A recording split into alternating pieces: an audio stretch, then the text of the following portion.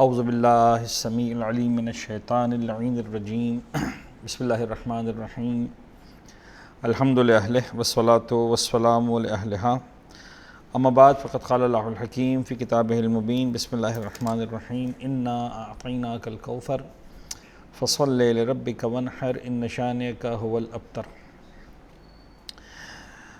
سرکار سے امام حسن مجتبیٰ کی ولادت کی شب کے حوالے سے یہ ریکارڈنگ کی جا رہی ہے اور انشاءاللہ آپ تمام کی خدمت میں پیش کی جائے گی جن کو آپ سن رہے ہیں۔ میں نے سلام کلام میں مولا امام حسن مجتبیٰ کے شان کو بیان کرنے کے لیے اصولاً یہ سورہ جناب فاطمہ زہرا سلام علیہ کی شان میں نازل ہوا، انا اعطیناک الکوثر فصل لربک وانحر ان شانئک هو الابتر۔ اے حبیب، ہم نے تجھے کوثر عطا کی، ہم نے تجھے خیر کثیر عطا کی۔ اور ظاہر سی بات ہے، آپ جانتے ہیں جناب زہرا کے حالات میں بڑی تفصیل سے اس پر بات ہوتی ہے کہ پروردگار عالم نے مولا پیغمبر اکرم کو ظاہری اعتبار سے نرینہ اولاد سے اس انداز سے محروم رکھا کہ کوئی بھی آپ کا بیٹا زندہ نہیں رہا، سب اس دنیا سے رخصت ہو گئے۔ تو اس وقت مشرکین مکہ بطور خاص آپ کا مذاق اڑاتے تھے۔ اس وقت اللہ تعالیٰ نے آپ کو جناب فاطمہ زہرا عطا کی اور سورہ کوثر نازل کی، انا اعطیناک الکوثر۔ اے حبیب، ہم نے تجھے کوثر عطا کر دی۔ بس کہنا یہ ہے کہ وہ جو کوثر کا وعدہ خدا نے کیا تھا جناب زہرا کی صورت میں، اس کا جو پہلا مصداق یا اس کی پہلی تفسیر بن کر جو ذات سامنے آئی ہے، اس کو امام حسن مجتبیٰ کہتے ہیں۔ فاطمہ زہرا کا بڑا بیٹا، یعنی شاید مائیں اس بات کو بڑی آسانی کے ساتھ سمجھ سکتی ہیں کہ بیٹا، اور وہ بھی سب سے بڑا بیٹا، پہلا بیٹا، اس کی کیا بات، اس کی کیا شان ہوتی ہے۔ اگر آپ تاریخ اہل بیت اطہار کو دیکھیں، پیغمبر اکرم کے زمانے کی، پیغمبر اکرم کے گھرانے کی تاریخ کو دیکھیں، تو میں یہ نہیں کہتا کہ خوشی کبھی بھی نہیں آئی ہیں خوشیاں۔ مولا حسن امام علی امیر المومنین کی شادی جناب زہرا کے ساتھ خود ایک بہت بڑی خوشی تھی، اور اس طرح کی خوشیاں بہت آئی ہیں، لیکن مدینہ منورہ میں ایک طرح سے اسٹیبل ہونے کے بعد، ایک بڑی حد تک جو ہے وہ ہجرت کی منزلوں سے گزرنے کے بعد جب مدینہ منورہ میں آ کر سیٹل ہوئے، تو اس کے بعد یہ سب سے بڑی خوشیوں میں سے ایک خوشی تھی، بلکہ سب سے بڑی خوشی تھی کہ جو شہزادی کونین کے گھرانے میں آئی ہے، فاطمہ زہرا کے گھرانے میں آئی ہے 15 رمضان کے دن مولا حسن مجتبیٰ کی ولادت کی صورت میں۔ اس امام ہمان کے حوالے سے ظاہر سی بات ہے کہ بہت ساری باتیں کرنی ہیں اور ہمیں وقت خیال بھی رکھنا ہے۔ امام حسن مجتبیٰ 15 رمضان کو پیدا ہوئے ہیں، اور ظاہر سی بات ہے کہ 28 صفر کو 50 ہجری کے سن میں 50 ہجری کے سال میں امام حسن مجتبیٰ اس دنیا سے رخصت ہوتے ہیں۔ تقریباً کہہ سکتے ہیں کہ 47 سال امام حسن مجتبیٰ نے دنیا میں گزارے۔ 47 ایئرز کی ایج میں امام حسن مجتبیٰ جام شہادت کو نوش کرتے ہیں۔ ظاہر سی بات ہے، خود ہی کہ مصائب بات چلی جائے گی، اور اس دوران یعنی پیغمبر اکرم کی زندگی ہے، جناب سیدہ کی زندگی ہے، امام علی مقام امام امیر کائنات کی زندگی ہے، اور اس کے بعد 10 سال ظاہری اعتبار سے مسلسل امام حسن مجتبیٰ جو ہے وہ امامت کی ذمہ داریوں کو سنبھالتے ہیں۔ بے شمار نشیب و فراز ہیں جو امام حسن مجتبیٰ نے اپنی زندگی میں دیکھے، کس انداز سے ولادت کے بعد ابھی چند ہی سال کے تھے جب مباہلہ کے میدان میں امام حسن مجتبیٰ کو جانا پڑا، اور پیغمبر اکرم کی رسالت کے گواہ بن کر امام حسن مجتبیٰ جاتے ہیں رسالت مباہلہ کے میدان میں۔ بلکہ ان بنیادوں پر خیر فیصلے تو نہیں ہوتے، اور یہ ایک مزاج ہے بیان کرنے کا کہ مباہلہ کے میدان میں جو سب سے فرنٹ لائن پر جو جا رہے ہیں وہ امام حسن مجتبیٰ جا رہے ہیں، اسے کہ پیغمبر اکرم کے ساتھ امام حسن مجتبیٰ جو چل رہے ہیں، اور تو سب سے آگے بڑھ کر امام حسن مجتبیٰ نے گویا پیغمبر اکرم کی رسالت کی گواہی دی، پیغمبر دنیا سے رخصت ہوئے۔ یہی امام حسن مجتبیٰ ہیں جو سید الشہداء کے فدق کے گواہ بن کر دربار خلافت میں پیش ہوتے ہیں۔ اس عمر سے گویا امام حسن مجتبیٰ ان سارے معاملات کو دیکھ رہے ہیں کہ کس انداز سے جو ہے وہ نیرنگی زمانہ سیاست دوران کو تبدیل کرتی ہیں، اور کس طرح سے جو ہے معاملات کہاں سے کہاں کس انداز سے نکلتے ہیں۔ بے شمار واقعات ہیں. میں کچھ واقعات امام حسن مجتبیٰ کے حوالے سے آپ کے سامنے پیش کروں گا. امام حسن مجتبیٰ پروان چڑھتے گئے، فاطمہ زہرا کی شہادت ہوتی ہے، اس کو بھی دیکھا امام حسن مجتبیٰ نے. پھر بابا 25 سال تک جو ہے وہ خانہ نشین ہو گئے. امام مجتبیٰ نے اس کو بھی دیکھا، امیر شام کی ان ساری نیرنگیوں کو دیکھا. جب امام حسن مجتبیٰ خود اپنے بابا کے ساتھ صفین و جمل میں شریک ہو رہے ہیں، ان سارے معاملات اور حالات کو بھی دیکھنے کے بعد جب خود امام امیر کے دور میں بھی علمی اعتبار سے بڑے سارے واقعات سامنے آتے ہیں اور بڑے پڑھے جاتے ہیں. میں اشارتاً ایک دو واقعات آپ کے سامنے پیش کروں گا. ایک مرتبہ اب یہ فقہی مسائل ہیں، ٹھیک ہے، اور یہ وقت بھی کوئی لمبا چوڑا نہیں ہے، یعنی ابھی خلافت راشدہ کے اعتبار سے، ظاہری اعتبار سے امام علی کی خلافت کا دور بھی نہیں آیا. خلیفہ بلا فصل تو ہیں ہمارے عقیدے کے اعتبار سے، ظاہری اعتبار سے جناب خلیفہ اول کا دور چل رہا ہے. اور یہ زمانہ ظاہر سی بات ہے کہ کوئی ایسا زمانہ نہیں ہے کہ ابھی کوئی بہت زیادہ جوان ہو گئے تھے، اس لیے کہ پیغمبر کے دنیا سے جانے کے بعد کے زمانے کی بات ہو رہی ہے، تو کافی بچپنے کی بات ہو رہی ہے. ایک شخص آیا خلیفۃ المسلمین کے پاس اور آ کر اس نے ایک سوال کیا کہ بھئی میں نے حالت احرام میں شتر مرغ کے انڈے کھا لیے ہیں، مجھے کیا کفارہ دینا ہوگا؟ اب خلیفہ کو اس سوال کا جواب آتا تھا نہیں آتا تھا، واللہ کیا بات ہے، تاریخ میں نہیں لکھا، لیکن انہوں نے جواب دینے کے بجائے سائل سے کہا کہ جا کر سوال کا جواب عبد الرحمن بن عوف سے پوچھ لو. سوال پوچھنے والا عبد الرحمن بن عوف کے پاس آ گیا کہ سرکار میرے ساتھ ایک مسئلہ ہو گیا، مجھے بتائیے اس مسئلے کا حل کیا ہے. عبد الرحمن عوف بن عوف کو بھی جو ہے وہ پیشانی پر پسینہ آ گیا اور امیر کائنات امیر المومنین جو مرکز اور منبع و در علم ہے ان کے پاس بھیجا. امام علی بھی ایسے موقع پر خیر انداز تھا مولا کا، فرمایا کہ امام حسن سے کہا بیٹا تم جواب دے دو، یعنی جس مسئلے کو تمہارے بڑے سالو نہیں کر سکتے ہیں ہمارے بچے جانتے ہیں ان باتوں کو. امام حسن سے فرمایا کہ بھئی بیٹا بتائیے کیا جواب ہوگا. امام حسن نے جواب دیا کہ بھئی اس کا جواب یہ ہے کہ اونٹنیوں پر اتنی ہی مقدار میں جو ہے وہ اونٹوں کو چھوڑ دیا جائے، اور اگر اس کے نتیجے میں جو بچے پیدا ہوں گے انہیں خانہ خدا کے حوالے کر دیا جائے گا، یہ شتر مرغ کے انڈے کھانے کا جو ہے وہ کفارہ ہے. تو حضرت علیہ السلام مسکرا کر ایک سوال پوچھتے ہیں اور کہتے ہیں کہ میرے لال یہ سارے انڈے جو کھائے تھے ضروری تو نہیں تھے کہ سارے کے سارے انڈے اچھے ہی ہوتے، ممکن ہے کچھ انڈے خراب ہو جاتے بعد میں.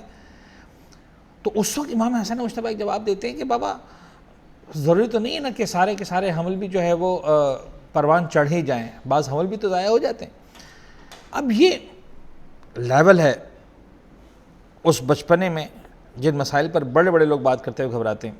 وہ قصہ تو بڑا مشہور ہے، میں نے خود بہت پڑھا ہے کہ جب مقام رہبہ میں تھے، ظاہری اعتبار سے خلافت کا دور تھا، اور جب ایک سائل آیا امیر شام نے جس کو بھیجا تھا، اس لیے کہ روم کے بادشاہ نے کچھ سوالات پوچھے تھے، اور آ کر اس نے اظہار خلوص کے امام نے فرمایا تو میرا دوست ہے، علماء نے لکھا ہے اپنی کتابوں میں ان سارے واقعات کو، تو معاویہ کے جاسوس ہے، بتا کیا سوالات ہیں. اور پھر سوالات سے پہلے امام نے فرمایا کہ یہ میرے بیٹے موجود ہیں، جام میں سے کسی سے سوال کر لے.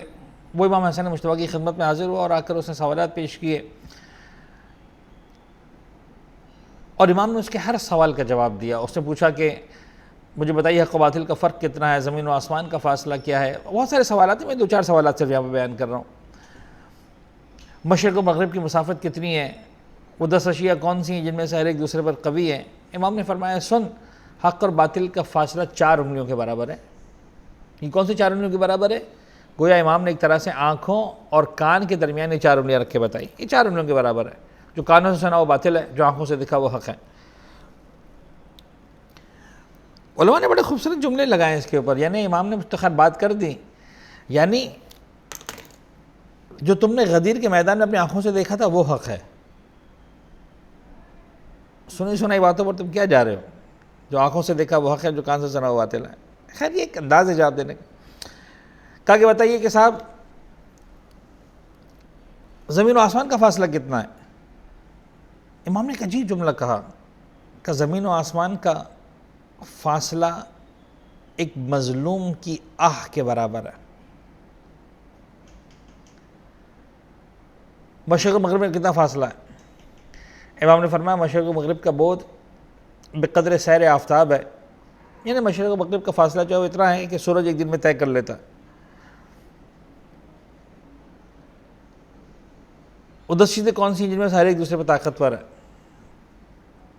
بڑا مشہور ایک قصہ، امام نے فرمایا کہ سن، وہ 10 چیزوں میں سب سے طاقتور چیز پتھر ہے، اور پتھر سے زیادہ طاقتور جو ہے لوہا ہے، جو لوہے پتھر کو کاٹ دیتا ہے، اور لوہے سے زیادہ طاقتور آگ ہے جو لوہے کو پگھلا دیتی ہے، اور آگ سے زیادہ طاقتور پانی ہے جو اس آگ کو بجھا دیتا ہے، اور آگ سے زیادہ طاقتور بادل ہے جو اس پانی کو اپنے اندر سمو لیتا ہے، اور بادل سے زیادہ طاقتور ہوا ہے کہ جو ان بادلوں کو اپنے دوش پر اڑائے پھرتی ہے، اور ہوا سے زیادہ طاقتور وہ فرشتہ ہے جس کے ایک اشارے پر ہوائیں چلتی ہیں اور جس کے دوسرے اشارے پر ہوائیں رک جاتی ہیں، اور اس فرشتے سے زیادہ طاقتور ملک الموت ہے جو اس فرشتے کو بھی موت سے ہمکنار کر دیں گے، اس لیے کہ کل من علیہ فان ویبقی وجہ ربک ذی الجلال والاکرام، اور ملک الموت سے زیادہ طاقتور موت ہے جو خود ملک الموت کو نہیں چھوڑے گی، اور موت سے زیادہ طاقتور امر الہی ہے، اور امر الہی وہ طاقت ہے کہ جو آئی ہوئی موت کو بھی ٹال دیتا ہے۔ گویا امام نے اپنا مقام مرتبہ بھی بتایا، اس کے علم کے سوالات کے جوابات بھی دیے کہ امر الہی اس طاقت کا نام ہے، اور ہم صاحبان امر الہی ہیں، ہم اولی الامر ہیں۔ تم دیکھ کہ جب آ رہے ہو تو کس کے پاس آ رہے ہو اور کس سے سوالات پوچھ کر جا رہے ہو۔ بہرحال واقعات بہت سارے ہیں۔ امام حسن کی زندگی میں وہ چیز جو ہمیں بہت کھل کر نظر آتی ہے، جس کا بہت علماء نے تذکرہ کیا ہے، اور اگر ہم امام حسن مجتبیٰ کی ولادت کا جشن منا رہے ہیں تو ایک چیز جو بطور خاص ہمیں زیب دیتی ہے کہ ہم امام مجتبیٰ کی ولادت کا جشن مناتے وقت اس کو بطور خاص خیال رکھیں، بلکہ نہ فقط امام مجتبیٰ، سارے ائمہ طاہرین، وہ ایک سیگمنٹ کہ جس کو ہم آج کے دور میں بہت بری طرح سے مس کر رہے ہیں، اور ہم چاہیں گے کہ ہم خود سمجھیں، اپنی زندگیوں میں لے کر آئیں، اپنے بچوں کی زندگی میں، اپنے اسٹوڈنٹس کی زندگی میں، اپنے معاشرے میں ان باتوں کو اب بیان کریں، اور خدا کرے کہ ان کیفیات کو اپنے معاشرے میں لا سکیں۔ اہم ترین چیز جو ہم نے زندگی اہل بیت کے اندر دیکھی وہ ان کا اخلاق ہے۔ خود پیغمبر اکرم فرما کر گئے انما بعثت لاتمم مکارم الاخلاق، مجھے مبعوث اس لیے کیا گیا ہے کہ میں اچھے اخلاق کو اپنے منزل کمال پر پہنچا کے جاؤں۔ اور امام مجتبیٰ ہو گئے بطور خاص، چونکہ امام مجتبیٰ کا جشن ولادت ہے۔ آپ دیکھیں گے امام حسن مجتبیٰ کا انداز عجیب انداز ہے، عجیب شفقت ہے، عجیب محبت ہے انسانیت کے لیے، ڈاؤن ٹو ارتھ۔ اہل بیت اطہار کے ماننے والے کو ڈاؤن ٹو ارتھ ہونا چاہیے، اہل بیت اطہار کے ماننے والے کو بہت ہی نرمی سے، پیار سے، عاجزی سے، انکساری سے رہنا چاہیے۔ خدا نے جو نوازا ہے وہ اپنے مقام پر اس کا شکر ادا کرے انسان، اسے انکار نہیں ہے، چاہے وہ مال و دولت کے حوالے سے، چاہے وہ جاہ و حشمت کے حوالے سے، چاہے مقام و مرتبہ کے اعتبار سے، چاہے علم کے حوالے سے۔ لیکن یہ چیزوں کا ایک منفی استعمال ہوتا ہے جب انسان مغرور ہو جاتا ہے، اور ایک مثبت ہے جب انسان ڈاؤن ٹو ارتھ ہو جاتا ہے۔ اہل بیت اطہار بڑے ہی متواضع ہوا کرتے تھے۔ ایک مرتبہ جو ہے وہ شاید کنیز جو ہے وہ کھانا لے کر آ رہی تھی آپ کے لیے، یہ ملازمہ نہیں ہے، کنیز ہے، یعنی کبھی آپ کنیزوں اور غلاموں کے احوال پڑھیں تو عرب دور میں اور اس دور کے اندر جس طرح آپ ایک جانور کو جب چاہیں اٹھا کے مار ڈالیں، کوئی آپ کو پوچھنے والا نہیں ہے، آپ اپنے غلاموں کنیز کو اس طرح سے مار ڈالتے تھے، کوئی پوچھنے والا نہیں ہوتا تھا۔ ان حالات میں اس طرح کے دور کے اندر ایک کنیز ہے گھر کے اندر، اور وہ آ رہی ہے اور کھانا لے کر، اور شوربے کا پیالہ اس کا گر گیا امام حسن مجتبیٰ کے بدن مطہر پر، وہ کانپنے لگی کہ میں گئی، ڈیفینیٹلی مجھے جو ہے وہ سخت ترین اذیت سے گزارا جائے گا، سخت ترین سزا مجھے دی جائے گی۔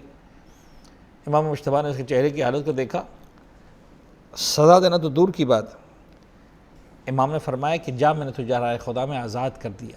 یعنی ایک غلام کو جو سب سے بڑا تحفہ مل سکتا تھا وہ یہ تھا کہ آزادی مل جائے، اور جو سب سے سخت سزا مل سکتی تھی وہ یہ مل سکتی تھی کہ اس کو جان سے مار ڈالا جائے۔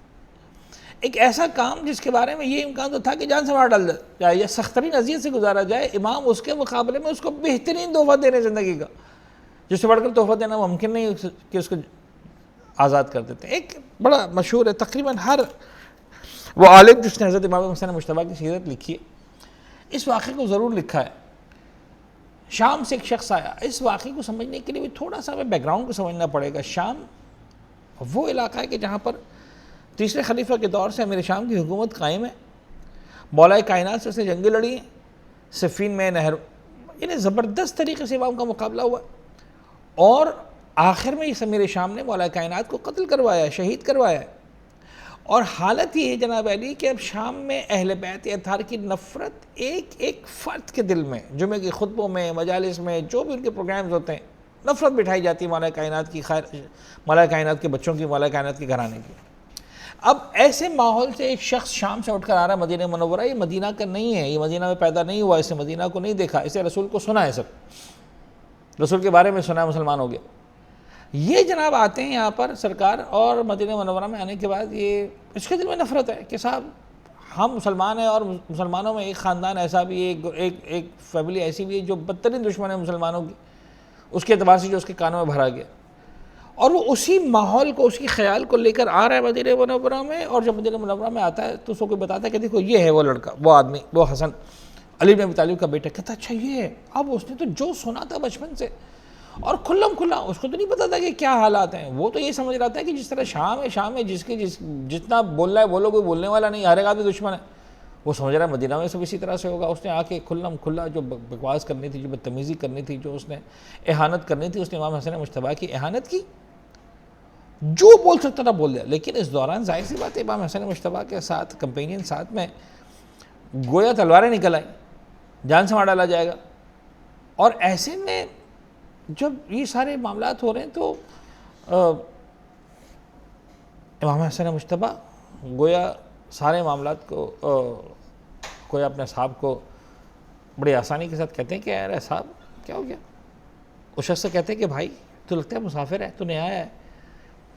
یعنی کہاں یہ کہ اس کی تکہ بٹھی ہو جاتی، کہاں یہ کہ اس کو کرچی کر ڈالتے، اور کہتے ہیں نا زمین میں گاڑ دیا جاتا۔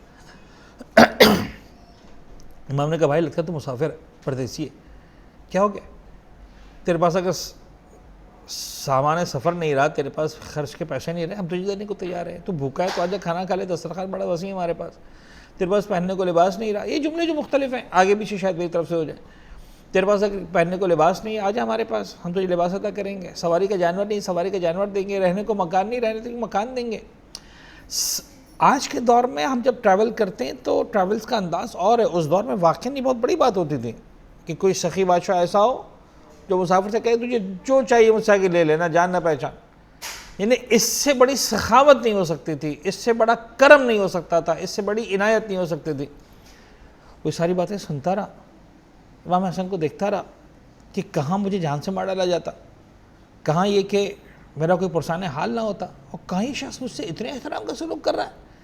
ایک ہی جملہ اس کی زبان پر آیا، اللہ اعلم حیث یجعل رسالتہ، بے شک خدا جانتا ہے وہ روئے زمین پر اپنا نمائندہ کس کو قرار دے۔ یعنی گویا اس نے اقرار کر لیا کہ میں سمجھ گیا کہ در حقیقت نمائندہ الہی کون ہے اس روئے زمین پر۔ کہتا حسن، اے مولا حسن مجتبیٰ، آج کے اس لمحے سے پہلے آپ اور آپ کے خاندان سے بڑھ کر ناپسندیدہ خاندان میری نگاہوں میں کوئی نہیں تھا، اس لمحے کے بعد آپ سے بڑھ کر کوئی پسندیدہ خاندان میری نگاہوں میں نہیں ہے۔ یہ اخلاق ہے امام مجتبیٰ کا۔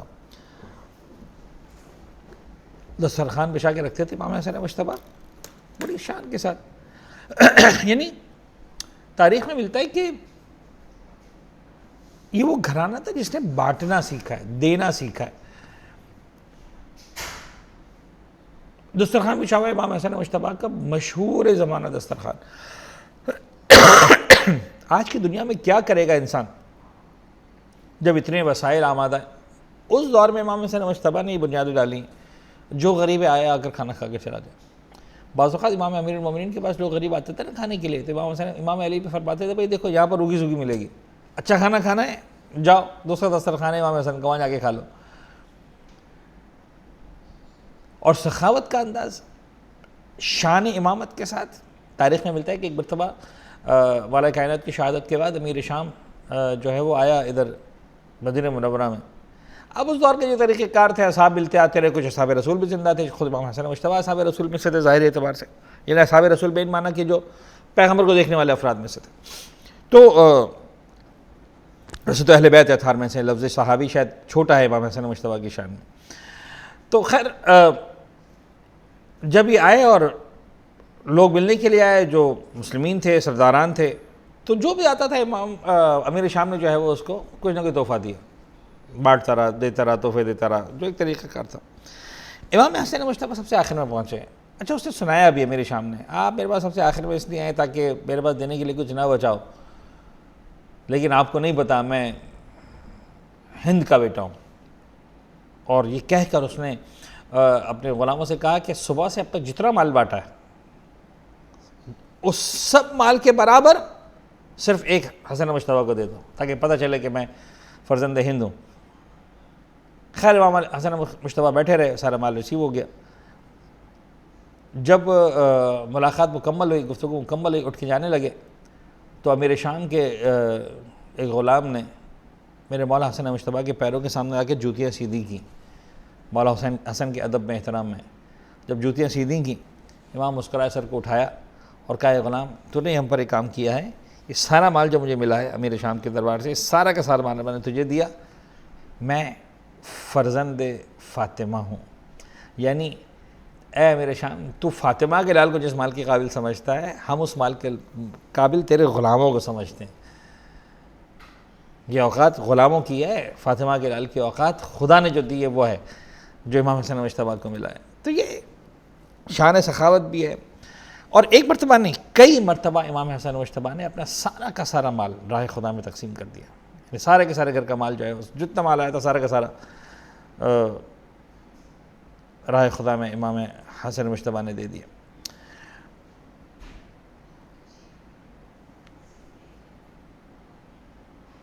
اس کے بعد بات آتی ہے امام حسن مجتبیٰ کے حوالے سے. میں ایک دو واقعات اور آپ کے سامنے پیش کروں. عبادت کے حوالے سے بات کروں گا بطور خاص، اس کی طرف توجہ دلاؤں گا، لیکن میرے پاس کچھ منٹ ہیں.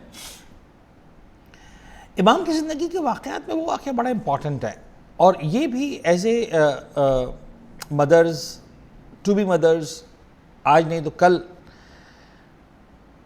آپ نے اپنی زندگیوں میں جو ہے وہ اس مرحلے کو حاصل کرنا ہے. بہرحال امام حسن مجتبیٰ ماں کے خدمت میں آتے تھے اور آ کر جو ہے وہ سارا کا سارا سنایا کرتے تھے خطبہ جو پیغمبر نے دیا ہوتا تھا. ابھی اس دور کی بات ہے جب ماں فاطمہ زہرا زندہ ہے، پیغمبر زندہ ہے، اس کا مطلب امام حسن مجتبیٰ کی عمر مبارک جو ہے وہ بہت کم ہے. آتے تھے اور آ کر سارا کا سارا قصہ سناتے تھے، آج نانا نے ایسا فرمایا، ایسا فرمایا. اور ماں کے پاس اتنا وقت ہے کہ بچوں انہیں یعنی آج کل کی مائیں جتنا بیزی ہیں واٹس ایپ پر اور فیس بک پر اور سوشل میڈیا پر، اس سے زیادہ مصروف ماں ہے حسن مجتبیٰ کی ماں. یہ آپ کو پتہ ہونا چاہیے. یعنی ایک وہ ماں کہ جس کو گھر میں چکی چلانی ہے تو آٹا پیسے گا تو گھر میں کام ہوگا. ایک وہ ماں جس کو خود ایندھن کا انتظام کرنا ہے اور آگ جلانی ہے تو کھانا پکے گا. ایسا نہیں ہے کہ بٹن دبایا اور گیس آ گئی، اور مثال کے طور پر جو ہے بٹن دبایا اور آٹا گوندھ گیا اور فون کر دیا اور روٹیاں آ گئیں. ان حالات میں امام حسن مجتبیٰ کی ماں کے پاس وقت ہے، بیٹھتی ہیں اپنے فرزند کے ساتھ، اور امام حسن مجتبیٰ سارے کے سارے قصے کو سناتے ہیں. آج یہ ہوا، آج ایسا ہوا، آج ویسا ہوا. اور جب یہ سارے معاملات ہو جاتے ہیں تو مولا کائنات کے میں تشریف لاتے ہیں تو امام جناب زہرا فرماتے ہیں کہ آج بابا نے یہ کہا، آج بابا نے یہ کہا. اچھا اتنا خوبصورتی سے امام حسن نے بیان فرمایا ہوتا تھا کہ ایسا لگتا تھا امام امیر کائنات کو کہ گویا جناب زہرا نے خود جا کے ادھر سے اٹینڈ کیا ہے، پیغمبر اکرم کا خطبہ خود اٹینڈ کیا. تو تعجب کہہ رہے پوچھتے تھے کہ زہرا کیا بات ہے، کہاں سے ساری باتیں آتی ہیں؟ جناب زہرا فرماتی ہے آپ کو کیا بتاؤں، میرا بیٹا حسن مجتبیٰ کا مجھے ساری باتیں بتاتا ہے. اچھا یہ والدین کو ویسے محبت کا انداز ہے، تربیت کے انداز ہے، ماں باپ کو بچوں سے محبت تو ویسے ہی ہوتی ہے. اور کہاں حسن جیسا بیٹا، کہاں مولا امیر اور جناب زہرا جیسے ماں باپ. امام علی چاہتے ہیں کہ بھئی میں بھی سنوں، میرا بیٹا کس طرح سے آ کر بیان کرتا ہے، کس طرح سے سناتا ہے. میں اس انداز کو پورا سننا چاہتا ہوں کہ اتنا تفصیل سے میرا بیٹا کس طرح سے ساری کی ساری باتیں کرتا ہے، اپنے اسی بچپن کے مخصوص انداز میں کس طرح سے میرا بیٹا بات کرتا ہے. آئے امام امیر کائنات اور جو ہے وہ آ کر جو ہے وہ گھر میں ایک ایسے مقام پر چھپ کر بیٹھ گئے کہ جہاں پر بیٹے کی نظر نہ پڑے، بیٹے کو پتہ نہ چلے کہ یہاں پر کوئی موجود ہے. اب امام حسن بچپنے کوئی عالم ہے، اسی انداز سے جو ہے وہ تشریف لاتے ہیں، ماں کی گود پہ بیٹھتے ہیں یا ماں کے سامنے بیٹھتے ہیں اور ماں کو جو سارا قصہ سنانا شروع کرتے ہیں کہ آج جو ہے وہ نانا نے ایسا کہا اور ایسا کہا اور یہ ساری باتیں بتائیں اور اس طرح کی باتیں بتائیں. لیکن دیکھ رہے ہیں امام حسن مجتبیٰ کے زبان میں لکنت آ رہی ہے. جس روانی سے روزانہ بیان کیا کرتے تھے اس روانی سے بیان نہیں کر پا رہے ہیں, زبان لڑکھڑا رہی ہے, زبان میں لکنت آ رہی ہے, کچھ اٹک رہے ہیں. کچھ دیر تو امام حسن مجتبیٰ سناتے رہے. اب دیکھیں یہ انداز بتاتے ہیں کہ یہ ہستیاں کس بلندی پر ہیں, علم کے کس کمال پر ہیں, اور عطائے پروردگار کس انداز سے ان کے پاس ہے. بے اختیار زبان پر ایک جملہ آتا ہے, یا امہ قد لقلق لسانی کأن سیدی یرانی. مادر گرامی, یہ میری زبان جو لڑکھڑا رہی ہے, لکنت آ رہی ہے, میں اٹک رہا ہوں, بول نہیں پا رہا ہوں, مجھے ایسا لگ رہا ہے کہ میرے سید و سردار یعنی میرے بابا امیر الکائنات مجھے چھپ کر دیکھ رہے ہیں. اور جب یہ جملہ امام حسن مجتبیٰ کی زبان سے نکلا, بے اختیار سرکار امیر المومنین آگے بڑھتے ہیں اور آگے بڑھ کر امام حسن مجتبیٰ کو سینے سے لگاتے ہیں. یہ انداز تربیت یقیناً امام حسن مجتبیٰ کو اس بات کی ضرورت نہیں تھی کہ جاتے اور جا کر اٹینڈ کرتے, یا مثال کے طور پر جناب فاطمہ زہرا کو اس بات پہ کوئی ضرورت نہیں تھی کہ بیٹے سے سنتے ہیں کہ بھئی تم جا کر سن کر بھی آئے ہو کہ نہیں آئے ہو. محبت اور شفقتوں کا انداز بھی ہے, لیکن تربیت کے زبردست اصول ہیں کہ ماں کی ذمہ داری بنتی ہے, ماں کا انداز ہی ہونا چاہیے گھر کے اندر کہ بچہ جب باہر سے آئے تو بیٹھ کر ماں اتنا وقت نکالے کہ پوچھے کہ تم کس کے پاس سے آ رہے ہو, کس استاد کے پاس بیٹھ کر آ رہے ہو, کیا سن کر آ رہے ہو, کیا سیکھ کر آ رہے ہو, کیا سمجھ کر آ رہے ہو, کیا تمہیں بتایا گیا. اور اگر اس کے اندر کوئی ایسی بات ہو, ظاہر سی بات ہے کہ وہاں امام حسن کی کیس پہ تو ایسی بات نہیں ہو سکتی تھی, پیغمبر اکرم جو کچھ فرما رہے, لیکن آج کا بچہ بہرحال پتہ نہیں کیا سیکھ کر آئے گا. تو پھر ماں کی ذمہ داری بنتی ہے کہ اپنے بچوں کی اس حوالے سے اصلاح بھی کریں. بس میری گفتگو مکمل کرنے کا وقت آیا. میں ایک جملہ اور کرنا چاہتا ہوں کہ عبادت امام حسن, اس پر بھی ان بزرگوار ہستیوں کا ایک مزاج یہ بھی تھا, ایک کمال یہ بھی تھا کہ یہ خدا سے بڑا اٹیچ تھا. یعنی ان کی ساری زندگیاں جو گزری ہیں وہ رب العزت کی خاطر گزری ہیں, رب العزت کی اطاعت میں گزری ہیں. لہٰذا ایک جملہ صرف میں کہوں گا اور یہاں پر اگر بات کو ختم کر دوں گا. باقی عبادتوں کا انداز تو ہے ہی کہ جو ہے وہ کبھی چہرہ جو ہے وہ آپ کا زرد ہو جاتا تھا, وہ تغیر ہو جاتا تھا وضو کرتے وقت ہی, پر پوچھا جاتا تھا بھئی کیا ہے, فرماتے تمہیں نہیں معلوم کہ میں جو ہے وہ کس کی بارگاہ میں جانے والا ہوں. وہ تو اپنی جگہ, لیکن آپ غور کریں کہ ایک کام امام حسن کی زندگی کا ایسا ہے جو بڑا عجیب ہے. جب بابا کے سر اقدس پہ ضربت لگی ہے 19ویں رمضان کو, اس وقت امام علی نے اشارہ کیا ہے, اسے کہ مزید امام حسن امیر کائنات نماز جاری نہیں رکھ سکیں جب پہلی رکعت کے پہلے سجدے میں, تو امام حسن مجتبیٰ آگے بڑھے ہیں نماز کو. علامہ ذیشانت جوادی نے لکھا ہے اپنی کتاب میں نقوش عصمت میں, اسی ریفرنس سے بات کر رہا ہوں, کہ باقاعدہ طور پر نماز کو مکمل کروایا, اس کے بعد امام امیر کائنات کا گود سرگود میں لیا. تو یہ انداز بتا رہا ہے کہ ان مشکل ترین حالات میں بھی جب ظاہری اعتبار سے انسان جو ہے وہ اپنی عبادات کو بھول جاتا ہے یا رب العزت کے احساس کو جو ہے وہ فراموش کر دیتا ہے, ان ہستیوں نے ان حالات میں بھی جو ہے وہ اس احساس کو ختم یا کم نہیں ہونے دیا. مولا حسن مجتبیٰ کی ولادت کی شب ہے, دعا کرتے ہیں پالنے والے محمد والے محمد کا واسطہ امام حسن مجتبیٰ کی سیرت اپنانے کی ہم سب کو توفیق عنایت فرما. اس ولادت کو پورے عالم اسلام کے لیے, بالخصوص عالم تشیع کے لیے بابرکت قرار دے. پالنے والے امام کے صدقے سے ہماری حاجتوں, دعاؤں, تمناؤں کو قبول فرما. ہم سب کے رزق حلال و طیب میں کثرت و برکت و وسعت عنایت فرما. مقروضوں کے ہر قرض کو غیب سے ادا فرما. بے اولادوں کو اولاد صالحہ عنایت فرما. امام کے اعوان و انصار میں ہم سب کا نام شامل فرما. یہ اساتذہ, یہ اسٹوڈنٹس جو کوششیں کر رہے ہیں دین کا پیغام آگے بڑھانے کے لیے, پہنچانے کے لیے, ان سب کی توفیقات میں اضافہ فرما. پروردگار ان سب کی کوششوں کو بارگاہ میں قبول فرما. ہم سب کو زمانے کے اعوان و انصار میں, ان کے لشکر میں شامل فرما. زمانے کے امام کو اذن ظہور عطا فرما. وصلی اللہ علی محمد و آلہ الطیبین الطاہرین. وآخر دعوانا ان الحمد للہ رب العالمین.